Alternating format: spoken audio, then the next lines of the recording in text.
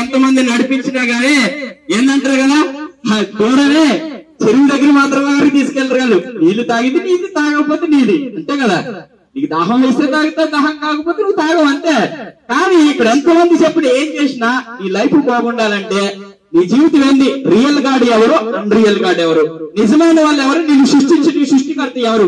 నీ తల్లి కన్నదనుకుంటే నీ తల్లి నల్లగా ఎందుకు కన్నది, మరి వైట్ గా కనొచ్చు కదా, పొరుగ్గా కనొచ్చు కదా, లేకపోతే లావుగా కనొచ్చు కదా. నీ తల్లి కన్నదంటే నీ తల్లిని దేవుడు ఉపయోగించుకుని నిన్ను భూమి మీదకి దేవుడు ఏం చేస్తాడు, మనిషిగా నిన్ను పంపించాడు, అంతే తప్ప గాని నీ తల్లి ఏమో నీకు రూపాన్ని ఇవ్వలే, నీ తల్లిని వాడుకున్నాడు, అంతే.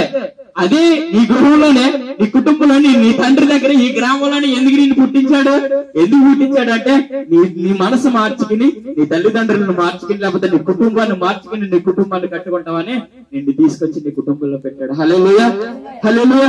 అయితే చూడండి, ఎందుకు దేవుడు భూమి మీదకి వచ్చాడు అసలే నిజమైన దేవుడు ఎవరు అసలు భూమి మీద, ఈ నిజమైన దేవుడు ఎవరు నమ్ముకోవాలి అసలు అని.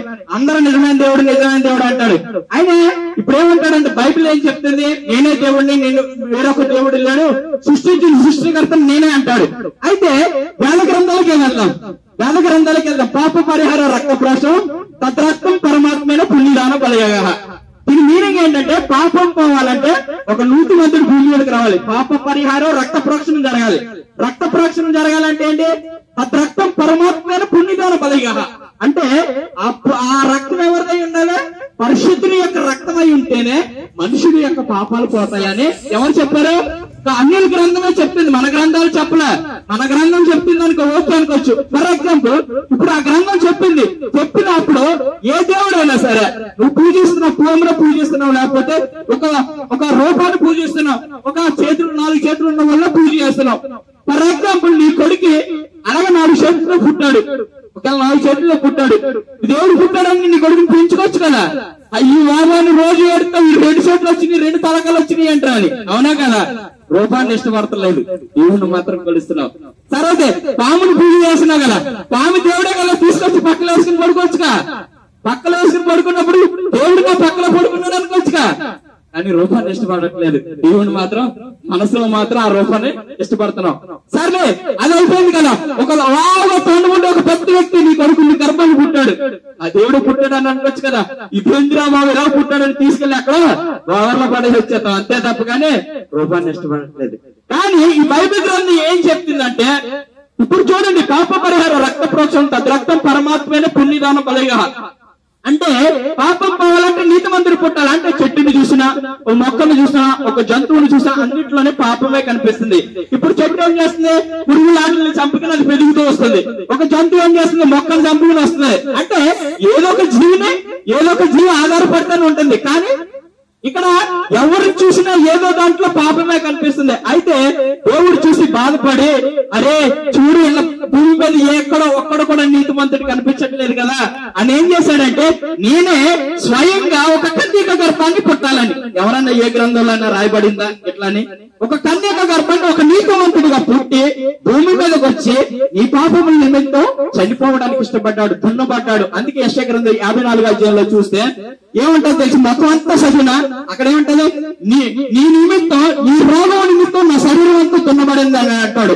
అంటే నిశ్చయంగా నీ రోగాన్ని నా రక్తం శిలువపైన కార్చిన రక్తం ద్వారా నేను తొలగించాను అంటాడు. నేను కూడా నా మీద పడిన దెబ్బల వల్ల నీకేమొచ్చింది, స్వస్థత వచ్చింది అంటాడు. అంటే దేవుడు ఆయన దెబ్బల పడడం వల్ల నీకెలా స్వస్థత వచ్చింది, మరి నీకెలా విడుదల వచ్చింది అని నీకు అందుకు డౌట్ రావచ్చు. అయితే డౌట్ రావచ్చు, ఎందుకు డౌట్ రావచ్చు, నీ మీద చేసిన పాపం ఏదైతే ఉందో, పాపం అంటే ఏంటి అసలు, ఆజ్ఞాతిక్రమమే పాపం. అంటే నువ్వు నడవలసిన జీవితంలో నువ్వు నడవకుండా, నువ్వు వినవలసిన నీ తండ్రి మాట వినకుండా, నీ భర్త మాట వినకుండా, నీ భార్య మాట వినకుండా, ఏంటంటే నువ్వు చేయవలసిన పని చేయకుండా మందు షాప్ దగ్గర, బీర్ షాపుల దగ్గర అక్కడ ఇక్కడ నువ్వు జీవిస్తూ ఉంటే అదేమైపోతుంది, ఆజ్ఞాతిక్రమం అయిపోతుంది. నువ్వు ఎక్కడ ఉన్నా ఒక లోటు మాట పలకకుండా, ఒక తిట్టకూడదని నీ యొక్క విషయంలో ఉంటది. అయినా మనం ఎదరని తిడతాం. కేంద్రాల్లో ఏదో ఒక దాంట్లో మిస్టేక్ చేస్తాడు. మానవుడు అనేవాడు మిస్టేక్ చేస్తాడు ఖచ్చితంగానే. ఆ మిస్టేక్ ని ఏం చేయాలి? సమర్థించుకుని ఆ మిస్టేక్ ని సరి చేసుకున్న వాళ్ళే మనిషి అంటారు. మానవత్వం ఉన్నారు వీడికి అంటారు. అంటే మానవత్వం లేనాడని జంతువులాగా దాన్ని ఇలా కొట్టామనుకో వెంటనే విసురుతుంది. దానికి ఏం తెలుసు? అరే వీళ్ళు కొడితే ఇది దూరుదలరా అని వాడికి కూడా తెలియదు. అదేం జ్ఞానం లేదు. కానీ మనిషి ఏం చేస్తాడు? ఇలా కొట్టిన వాడిని కొడితే జంతువుకి వీడికి తేడా లేదు, రెండు ఈక్వల్ గా. అంటే ఇక్కడ ఏమైపోయిందంటే మనిషికి జ్ఞానం ఇచ్చాడు కానీ ఆ జ్ఞానాన్ని యూజ్ చేసుకోవట్లేదు. ఎలా యూజ్ చేసుకోవాలండి? ముందు ఆశీర్వాదం ఉంది, శాపం ఉంది. ఏది తీసుకుంటావు నువ్వు? ఆశీర్వాదాన్ని తీసుకుంటావా, శాపాన్ని తీసుకుంటావా? హల్లెలూయా. అయితే రియల్ గాడ్ గురించి చెప్తాను చూడండి. రియల్ గాడ్ చూస్తే మనిషిని ఎలా సృష్టించాడో, ఒక మట్టిని చేసి తన ఊపిరిని ఊది తన స్వహార్థాలతో చేశాడు అని బైబిల్ గ్రంథం చెప్తుంది. అవునా కదా? అయితే మనిషిని మొదట సృష్టించాడా? ఆ అన్ని మనిషి అవసరతలన్నీ సృష్టించిన తర్వాత మనిషిని సృష్టించాడా? ఏం చేశాడు? మనిషికి కావాల్సిన అవసరాలన్నీ సృష్టించాడు. ముందు ఏం చేశాడు? సూర్య ఆకాశం చీకటైపోయి ఉంది ప్రాంతం అంతానే. దాన్ని ఏం చేశాడు? వెలుగుని పంపించి చీకటిని ఏర్పాటు చేశాడు. అంటే మన జీవితంలో చీకటి ఉంది, రోగం ఉంది, వ్యాధులు ఉన్నాయి, బలహీనతలు ఉన్నాయి. మనలో ఉన్న చీకటి ఇల్లు తొలగించద్దు. మనలోకి వెలుగు వస్తే చీకటి ఆటోమేటిక్ గా వెళ్ళిపోతుంది. అంటే మనలో ఏం కావాలి? మీరు వెలుగు సంబంధులు కానీ చీకటి సంబంధులు కాదు. దుష్టుడు ఎవడ తరగకుండా పారిపోతాడు. నువ్వు దేవుణ్ణి నమ్ముకుంటే చాలు, నీలో రోగం పనిచేయదు, వ్యాధి పనిచేయదు, బంధకం పనిచేయదు, బలహీనత పనిచేయదు. నువ్వు నమ్ముకుంటే చాలు, అది నీలో పనిచేయడానికి భయపడతాడు. ఎందుకు తెలుసా? నీలో వెలుగు ఉంది కాబట్టి. అందుకేం చేశాడు? చీకటిని వేరుపరచాలంటే వెలుగుని తీసుకొచ్చాడు. అక్కడే చీకటి ఆటోమేటిక్ గా వేరైపోయింది. అవునా కదా? మొదటి దినంలో దేవుడు చేసిన సృష్టి. రెండో దినంలో ఏం చేశాడు? జలాలన్నింటినీ వేరుపరిచేశాడు. ఆకాశాన్ని జలాన్ని వేరుపరిచేశాడు. వేరుపరిచేసిందని ఏం చేశాడు? జలాలకి మళ్ళీ జలాన్ని భూమిని అరిండల్ని మళ్ళా తర్వాత వాటర్ ఉన్న నేలని వేరుపరిచాడు. వేరుపరిచిన తర్వాత ఏం చేశాడు? గడ్డిచ్చే మొక్కలు ఏమేం చేశాడు? భూమి అనే ఎండిన నెలకు పేరు పెట్టి దాని మీద ఏం చేసి గడ్డిచ్చే మొక్కలను కల్పించాడు. అవి ఎందుకు చేశాడు? ఇవన్నీ మొదట ఒకదాన్ని స్టప్ బై చేసుకొస్తాడు. ఎవరి కోసం తెలుసా? మనిషి కోసం. జంతువు మనిషికి కావాల్సిన వస్తువులన్నీ ఏం చేశాడు? భూమి మీద వలకెత్తిచ్చి మనిషికి ఏం కావాలి? నీటిలో నుంచి వచ్చే జంతువులు గాని ఇవన్నీ మనిషికి ఉపయోగపడతాయి అని ఏం చేశాడు? ముందే మనిషికి కావాల్సిన వస్తువులన్నీ సృష్టించి ఆరోపణలో ఏం చేశాడు? మనిషిని సృష్టించుకున్నాడు. ఎలా సృష్టించుకున్నాడు చెప్పండి? దేవుడు కాబట్టి తన పోలికలో సృష్టించుకున్నాడు. తల్లి తన పోలిక. ఇప్పుడు తన పోలికలోనే ఇక్కడ బైబిల్ గ్రంథం ఏం చెప్తుంది? తన పోలికలో సృష్టించుకున్నాడు. రెండు చేతులు, రెండు కాళ్ళు, తొండము లేకపోతే పావులాగా నేను సృష్టించాడు అనుకో, నేను ఎవరైనా ఇష్టపడతారా చెప్పండి? ఇక్కడేం బైబిల్ గ్రంథం చెప్పి తన పోలికలో నిన్ను సృష్టించుకున్నప్పుడు, తన పోలికలో నిన్ను నిలబెట్టుకున్నప్పుడు దేవుడు నిన్ను విడిచిపెడతాడా చెప్పండి? విడిచిపెట్టకుండా ఏం చేశాడు? తన పోలికనిచ్చి తన ఊపిరిని పెట్టాడు. ఊపిరిని పెట్టిన తర్వాత ఏమైంది? అక్కడ జీవంలోకి తీసుకొచ్చాడు మనిషిని. అవునా కదా? జీవాన్ని తీసుకొచ్చి వదిలేశాడు దేవుడు చెప్పండి. ఇప్పుడు ఈ మొక్కలకి జంతువులు కానీ నేను పేరు పెట్టాను అనుకో, ఇది జ్ఞానం ఉండు. అవునా కదా? అందుకే నీ కొడుకు నువ్వే పేరు పెట్టుకోవాలి. అందుకే నీ బిడ్డలకు నువ్వే పేరు పెట్టుకోమని దేవుడు ఏం చేశాడు? నీ బిడ్డకి దేవుడి పేరు పెట్టొచ్చు కదా, పేరు పెట్టొచ్చు కదా. నువ్వు దేవుడిని అడిగితే దేవుడు నీ ద్వారా నీ బిడ్డకి పేరు చెప్తాడు, అంతే తప్పగానే. అందుకే దేవుడు ఏం చేశాడు? ఆదాముకి ఇచ్చాడు. ఏమని? మనిషిని సృష్టించిన తర్వాత వీటిలన్నింటికి పేర్లు నువ్వే పెట్టాలి. అందుకే దేవుడు ఏం చేస్తాడంటే మనిషికి అధికారం ఇచ్చాడు. నువ్వు భూమి మీద బంధిస్తావా, అది ఇక్కడ బంధింపబడుతుంది, పరలోకంలో బంధింపబడుతుంది. ఎందుకు పరలోకంలో బంధింపబడుతుంది? ఆత్మ వచ్చింది పరలోకంలో నుంచి. ఎందుకు? రోగాన్ని కలగజేసేవాడినేనే, గాయాన్ని కలగజేసేవాడినేనే, గాయాన్ని కట్టేవాడినేనే. అలా ఏం చేశాడు? మృతిని అందించేవాడిని నేనే, జీవాన్ని ఇచ్చేవాడిని. అంటే ఎవరు ఇస్తున్నారు? దేవుడు ఇస్తున్నాడు. అందుకే నువ్వు భూమి మీద ఏది బంధిస్తావా అది పరలోకంలో బంధింపబడుతుంది. నువ్వు భూమి మీద ఏది విప్పుతావా అది పరలోకంలో విప్పబడుతుంది. అందుకే మనిషికి ఏమి ఇచ్చాడు దేవుడు చెప్పండి? అధికారం ఇచ్చాడు. హల్లెలూయా. ఈ అధికారం ఇచ్చినప్పుడు మనం అధికారాన్ని దేన్ని ఉపయోగిస్తున్నాం చెప్పండి? తల్లి చెప్పింది దేవదూతల మీద. దేవదూతల చూడండి, రాజుకు ఎంతమంది సైన్యం ఉంటారో రాజు బిడ్డలకు కూడా అంతే సైన్యం ఉంటారు. రాజు బిడ్డలకు ఎంతమంది సైన్యం, రాజు యొక్క భర్తకు కూడా అంతే సైన్యం ఉంటారు. సైన్యం ఉన్నప్పుడు నీ చుట్టూ నీకు తెలియదు తల్లి, నువ్వు ప్రమాదం ఉండవలతో దేవదూతల్ని హస్తం నుంచి పెట్టి పక్కకు లాగేస్తాడు. అరే ప్రమాదం నుంచి తప్పు, నీకు తెలియదు దేవుడు నిన్ను తప్పించాడని. ఎలా తప్పించాడు? దేవదూతలను పంపించాడు. అందుకే నువ్వు ఎక్కడికైనా వెళ్ళినప్పుడు ప్రవచించు, దేవదూతలారా ఇదిగో నా మార్గం సిద్ధం చేయండి, ఇదిగో నేను వెళ్తున్నాను, నా గమ్యం సిద్ధం చేయండి. నువ్వు ప్రవచించుకుని వెళ్ళాలి. ఎప్పుడైతే నువ్వు దేవతలకు నువ్వు అధికారించు, రాజకుమారుడు తల్లి, రాజుకి ఎంతమంది సైన్యం ఉన్నా రాజుకి బిడ్డకు కూడా అంతే సైన్యం ఉంటారు.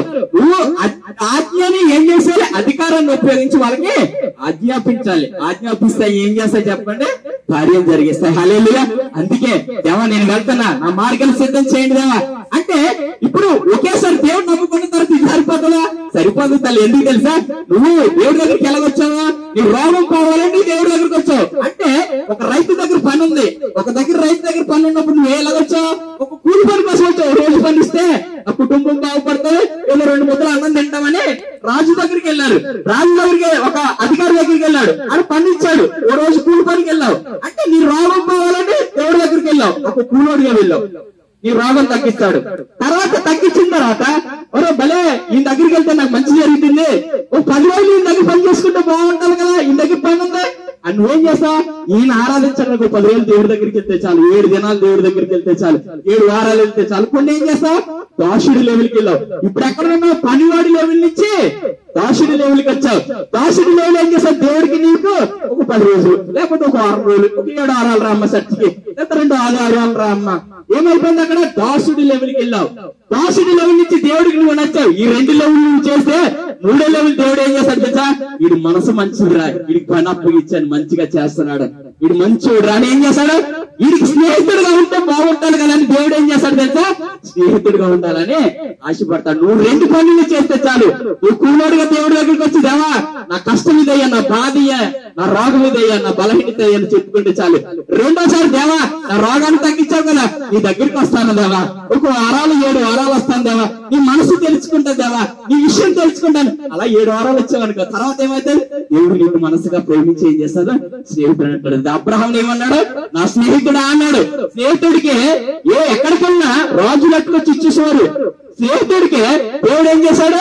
అతను ఎంతగా ఇష్టపడ్డాడంటే అబ్రహాంని, అబ్రహాం దేవుడు నమ్మినదే అతనికి నీతిగా ఎంచబడింది. ఎందుకు ఎంచబడింది? అక్కడ నమ్మటం. అంటే స్నేహితుడి లెవెల్కి వెళ్ళిపోయాడు అతను. స్నేహితుడి లెవెల్కి వెళ్తే ఎక్కడికి వెళ్తే అతను ఊరికిల్లారు వేచాడు. మృతకుల్లో అయిపోయిన శరీరంలో నుంచి కూడా బిడ్డనిచ్చేశాడు. అవునా కాదా? అవునా కాదా? అంటే దేవుడు అంతగా స్నేహితులేదు. అక్కడతో ఆల్ చేశాడా? ఇది స్నేహితుడిగా ఉన్నాడు, బాగున్నాడు ఇది ఎంచక్కనే అని ఏం చేశాడు? లెవెల్ పెంచుకోవాలి. మళ్ళీ మనం ఏ లెవెల్లో ఉన్నాం? అసలు పనివాడి లెవెల్లో ఉన్నామా? దాసుల లెవెల్లో ఉన్నామా? లేకపోతే స్నేహితుల లెవెల్లో ఉన్నామా? తర్వాత ఏం చేశాడు? ఈ లెవెల్ బాగుందని కుమారుడు ఉంటే బాగుండు, నా తర్వాత నా వారసత్వం వీడికి వస్తే బాగుండు, నా వారసత్వం తర్వాత వీడు పోషిస్తే బాగుండు. ఏం చేశాడు? అక్కడ కుమారుడు లెవెల్కి వెళ్తాడు. అవునా కదా? కుమారుడు లెవెల్కి వెళ్ళిన తర్వాత వీడు మంచిగా చేస్తున్నాడు, ఈ మంచి నా యొక్క విధులన్నీ నా మనసు వీడికి తెలుసు, వీడి మనసు నాకు తెలుసు, నా కొడుకు నేను చెప్పిందే వింటాడు, నా కొడుకు నేను చేసిందే చేస్తాడు, ఆడేదంటే అనేవి ఇచ్చేసాడు. నీకు అధికారం ఇచ్చేసిన తర్వాత ఎస్ఏ రాజు ముందుకు వెళ్ళేలా నుంచినప్పుడు ఏం చేస్తుంది? దయ్యం పుట్టుకు చూపుతారు, నీకు సగ భాగాన్ని ఇచ్చేస్తున్నారు, రాజ్యంలో సగ భాగం. అప్పుడు లెవెల్ అయిపోయింది. లాస్ట్ లెవెల్ చెప్పండి. ఏం చేశాడు? భార్య లెవెల్ ఇచ్చాడు. భూలోకాన్ని నువ్వు వెళ్ళు, పరలోకాన్ని నేను వెళ్తాను, నా చిత్తం పరలోకంలో నెరవేరినట్టు భూమి యందు నెరవేరుస్తాడు. హల్లెలూయా. అంటే మనం ఏ లెవెల్లో ఉన్నాం? అసలు క్రైస్తవం ఉన్నాం. ఏ లెవెల్ ఉన్నాం? పనివాడి లెవెల్లో ఉన్నావా? దాసుల లెవెల్లో ఉన్నావా? స్నేహితుల లెవెల్లో ఉన్నావా? కుమారు లెవెల్కి వచ్చామా? లేకపోతే భార్య లెవెల్కి వచ్చామా? ఏ లెవెల్కి వచ్చావు? భార్యలో నిన్ను సృష్టించిన సృష్టికర్త నీకు ఏమయ్యాడు చెప్పండి? భర్త అయి ఉన్నాడు. అంటే ఏ లెవెల్కి వెళ్ళిపోయింది అక్కడ? ఇప్పుడు నమ్ముకున్నా నువ్వు ఎక్సైట్మెంట్ అయిపోయి దేవుడు నమ్మేసుకున్నానని సంకలు కొట్టుకున్నావు అనుకో, సాతాను నీ చుట్టూ తిరుగుతుంది. యేసయ్య నమ్ముకున్నా వెంటనే ఏం చేసింది? ఉపవాసం ఉంటే వెనకాల తిరుగుతూ వచ్చింది. అని నీ విశ్వాసాన్ని పెంచుకోవాలి. నువ్వు నమ్ముకున్న తన దేవుడు మనసును తెలుసుకోవాలి, దేవుడు ఆలోచన తెలుసుకోవాలి, దేవుడు నీకు ఏమి ఇవ్వబోతున్నాడో, దేవుడు నీకు ఏం చేయబోతున్నాడో ఆయన మనసును గ్రహించాలి. నువ్వు వెంటనే ఇప్పుడు నమ్ముకున్న పనివాళ్ళ లెవెల్ నుంచి భార్య లెవెల్కి ఆశించావు అనుకో, ఒక తల్లి అలాగా ఆలోచించింది, ఎవరో ఇక్కడ రాకడ వచ్చేస్తుంది, ఇంకో దేవుడు సిద్ధపడిపోండి అంటే ఒక తల్లి అలాగే ఏం చేసింది తెలుసా? 25 సంవత్సరాల్లో ఒక జాబ్ వచ్చింది. ఈ వాక్యం వినేసి అంటే ఏం చేసింది? జాబ్ రిజైన్ చేసేసి దేవుడు అంటే ఏం చేసింది? తిరగడం స్టార్ట్ చేసింది. 50 సంవత్సరాలు వచ్చేసాయి. ఇప్పుడు ముసలోడు అయిపోయింది. ఇప్పుడు ఎవరు అన్నం పెడతారు చెప్పండి? జ్ఞానం లేక నశించిపోతున్నారు. నువ్వు నమ్ముకున్న తర్వాత నీ లెవెల్ పెంచుకోవాలంటే, నీ విశ్వాసాన్ని పెంచుకోవాలంటే నీ మనసు దేవుడు మనసు ఈక్వల్ అవ్వాలి. ఈక్వల్ అవ్వాలంటే నువ్వేం చేయాలి? దేవుడు మనసుని అర్థం చేసుకోవాలి. అంటే నీ భర్త మనసుని పెళ్ళైన తర్వాత ఎట్లా అర్థం చేసుకుంటారు చెప్పండి? అర్థం చేసుకుంటారా? ఈడేంటని ఈడు అప్గర్ చేస్తుంది. ఒకరికి 2 గంట పెళ్లి అయిందంట, భార్య భర్తలు 2కి. పెళ్లి అయితే ఏం చేసిందంటే పట్టింటాము వచ్చి ఏం చేసిందంటే నీ భార్యకి పళ్ళు లేవని చెప్పిందంట. భార్య దగ్గరికి వెళ్ళి నీ భర్తకి ఇక్కని చెప్పిందంట. ఇద్దరు చూడికి ఇద్దరికి ఎవరో ఎట్లా లింక్ పెట్టింది. వీళ్ళు రోజు అబ్జర్వ్ చేసుకున్నారు. ఈ తల దుక్కున్నప్పుడు ఈమెమో సడక నుంచి వస్తుంది, ఈ పెళ్లి చదువుకున్నప్పుడు ఈయన పక్క నుంచి వస్తున్నాడు. రోజు ఏమైతుందంటే వీళ్ళిద్దరికి డౌట్, ఏంది ఎక్కడి నుంచి వచ్చింది చెప్పండి. ఎవరో నేను డౌట్ పెడతారు, ఈ దేవుడు ఏమి చేయడు అని. నువ్వు గాని విన్నావు అనుకో నీ జీవితం అక్కడ అయిపోతుంది. నిజంగా వాళ్ళు అలా అలా అలా అబ్జర్వ్ చేస్తానంటే ఒక రోజు ఇగ్గు చూస్తున్నాడంట. ఇగ్గు అయిపోయింది అక్కడ. ఒక రోజు పళ్ళు తీసుకుని తోముకుంటుంటే చూసేసాడంట. ఏమైపోయింది అక్కడ? ఒకడు ఆలోచన జాగ్రత్తగా, ఏమో ఆలోచిస్తున్నావు జాగ్రత్తగా ఆలోచించాలి. ఎవరైనా నా బిడ్డ నా భర్తకి ఏమి లేదు, ఇంటి లేదు, ఏమి లేదు, వెళ్ళి అవతల పోన్నావు అనుకో, నీకు డౌట్ ఏమిటో చెప్పండి.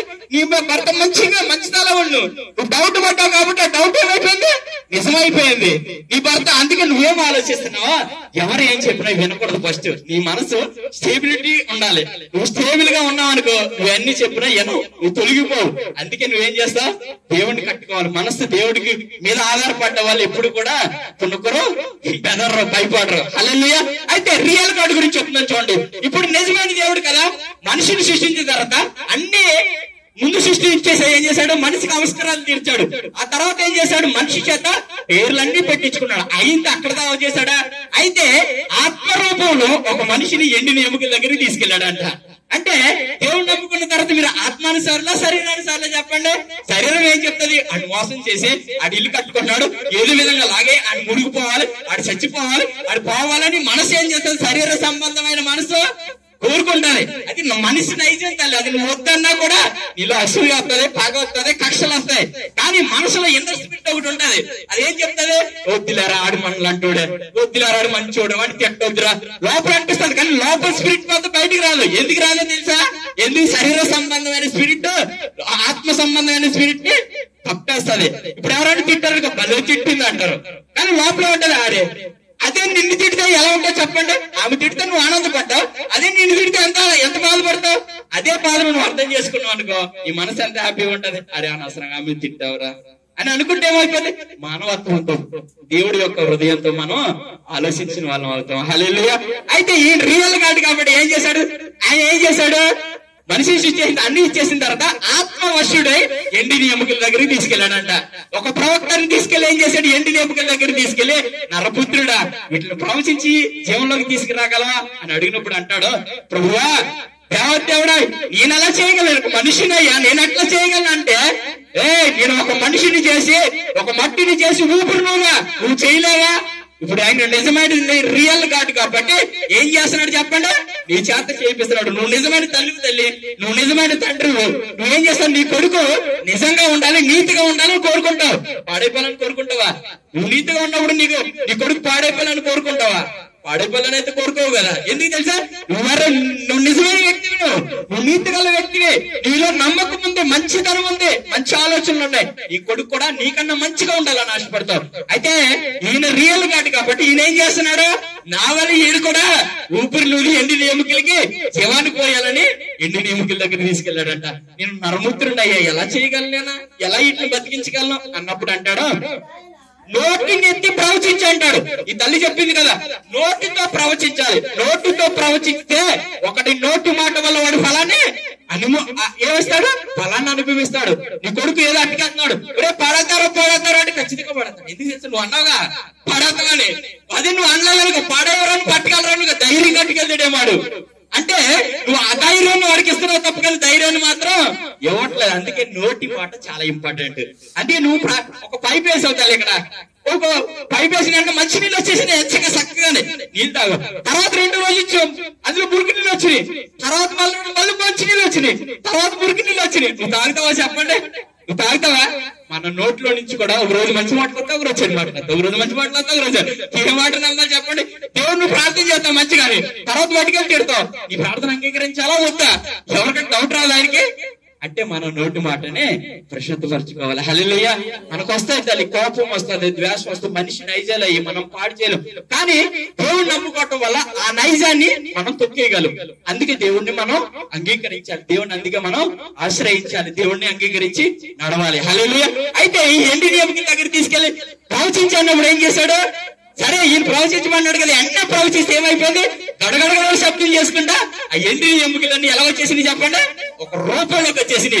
అంటే ఒక మట్టిని చేసి ఏం చేశాడు ఆయన, రూపాన్ని దిద్దినట్లు ఏమైపోయింది చెప్పండి, నోటి మాట ఆయన స్వహస్తాలతో చేశాడేమో గానీ ఈ నోటి మాట నువ్వు రూపాన్ని ఇవ్వలేదు, అందం ఆ చెక్కలో నువ్వు శిల్పి కాకుండా దేవుడు ఏం చేశాడు, నీ నోటి మాటలో శక్తిని ఇచ్చాడు. హల్లెలూయా. అంటే దేవుడు చేసిన దానిగా నువ్వు గొప్పవాడుగా కదా. దేవుడు ఏం చేశాడు, స్వార్థం చేసి రూపాన్ని ఇచ్చి సేవలిచ్చి అన్ని ఇచ్చాడు. కానీ ఆయన ఏం చేశాడు, నీ నోటి మాటతో చర్మాలన్నీ కప్పేసి మనిషి రూపంలోకి తీసుకొచ్చేసాడు. ఎందుకు తీసుకొచ్చాడు, ఎందుకు అలా చేశాడు, నేను చేశాను కాబట్టి నన్ను నా యందు విశ్వసించేవాడు నా వల్ల అద్భుత కార్యం చేయాలి, నాకన్నా అద్భుత కార్యాలు చేయాలి. హల్లెలూయా. అంటే నాకన్నా అద్భుత కార్యాలు చేయాలి. నువ్వు మంచిదానికి తల్లి, నా కొడుకు ఇంకా బాగుండాలి. నువ్వు మంచి తండ్రి, నా కొడుకు ఇంకా బాగుండాలి. ఏమనుకుంటావు, నువ్వు మంచి వాళ్ళు కాబట్టి మంచిగా ఉండాలని కోరుకుంటావు. హల్లెలూయా. అయితే అక్కడతో రాగడా, మళ్ళీ ఏమన్నాడు, నోరు విప్పి ప్రవచించి ఊపిరోలు ఎప్పుడైతే ఊపిరోలు అన్నాడో ఆయన ఆలోచిస్తున్నాడు, ఈయన మనిషిని నేను ఎట్లా ఊపిరోగలు అంటే ఈయన ఎప్పుడైతే ఊపిరితే ఆ మట్టి జీవంలోకి ఎలాగైతే వచ్చిందో అదే పని ఎవరి చేత చేపిస్తున్నాడు చెప్పండి, మనిషి చేత చేయించాడు. ఎందుకు చేయించాడు చెప్పండి, ఈజ్ ఏ రియల్, ఈజ్ నిజమైన దేవుడు కాబట్టి నీ చేత చేయించాడు. ఇప్పుడు చెప్పాను కదా, అన్ని యుగుల్లో వాళ్ళు ఏం చేస్తున్నారు వాళ్ళకి అర్థం కావట్లేదు, ఎందుకు వాళ్ళు ఫాలో అవుతున్నారు కూడా వాళ్ళకి అర్థం కావట్లేదు. ఒక దినాన్ని అర్థం అవుతుంది, ఇంకా అన్ని కోల్పోయి చివరికి వస్తారు చూస్తారా, అది చంపేస్తారు తల్లి. నువ్వేం చేసినా నువ్వు నమ్ముకున్నావేమో ఒక దినాన్ని నిన్ను ముంచేస్తుంది, నీకు అర్థం కావట్లేదు, నువ్వు అన్ని దేవతలు నువ్వు ఫాలో అవుతున్నావేమో. చూడండి, అది మాత్రం నీ జీవితంలోకి వచ్చిందనుకో నీకు ముందు టేస్ట్ గానే అనిపిస్తుంది, దానికి శక్తి ఉంటది. కానీ ఒక దినాన్ని మాత్రం నిన్ను ఇంకి తింటా స్టార్ట్ చేస్తుంటది.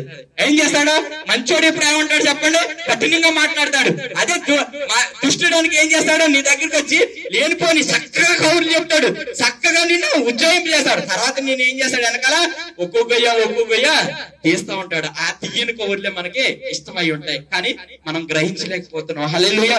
అయితే అక్కడ ఏం చేశాడు, ఊపిరినోలుగా ఏమైపోయింది, అక్కడ ఎండిన ఎముకలు కూడా శరీరంలోకి వచ్చేసి తర్వాత ఏమొచ్చేది, జీవంలోకి వచ్చేసాయి. ఎవరి ద్వారా చేయించాడు చెప్పండి, ఇది నీ ద్వారా నా ద్వారా దేవుడు చేయించాలని ఆశపడుతున్నాడు. మనం ఎలా ఉన్నాం అసలు అని, ఎలా మనం జీవిస్తున్నాం, దేవుడిని ఎలా అంగీకరిస్తున్నాం. ఇక్కడితో నాగాడనుకున్నారా, చూడండి నేను అబద్ధాలు ఆడతాను కదా, నేను మోసం చేస్తాను కదా, నా వల్ల ఇది జరుగుతుందా అని నువ్వు అనుకోవచ్చు. అయితే కొత్త నిబంధనలు వచ్చేసి ఏం చేశాడు, సీమోను పేతురు ఉన్నాడు.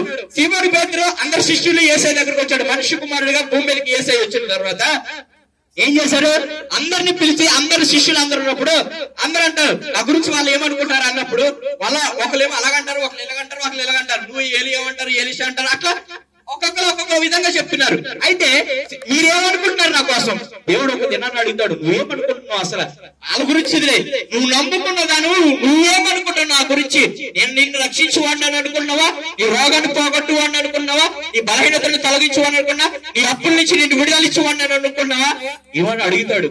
ఖచ్చితంగా దేవా నువ్వు జీవం గల దేవుని కుమారుడు అయ్యా, నా జీవితంలో గొప్ప కార్యాలు నువ్వు చేస్తావు దేవా. ఎప్పుడైతే మనం అంటామో మన జీవితంలో ఏం చేస్తాడో తెలుసా, నిజంగా ఇదిగో నీ మీద నా సంఘాన్ని కడుతున్నా, హల్లెలూయా, నీ మీద నా సంఘాన్ని. ఆయన కుటుంబాన్ని కోల్పోయిన తర్వాత కూడా ఇలా వచ్చి ప్రయాసపడాలి, దేనికోసం ప్రయాసపడాలి, కుటుంబాన్ని కట్టుకోవడం, లేకపోతే కొడుకులకు సంపాదించడం కోసం, లేకపోతే ఆస్తులు సంపాదించడం, ఏది అవసరం లేదు. కోల్పోయిన తర్వాత ఎందుకు తెలుసా, నీ మీద నా సంఘాన్ని కడతాను, హల్లెలూయా, నీ మీద నా సంఘాన్ని కడతాను. ఎందుకన్నాడు, ఆయన జీవము గల దేవుడని ఈయన అంగీకరించాడు కాబట్టి ఈయన మీద నా సంఘాన్ని కడతాను. నీ మీద నీ కుటుంబాన్ని కట్టాడు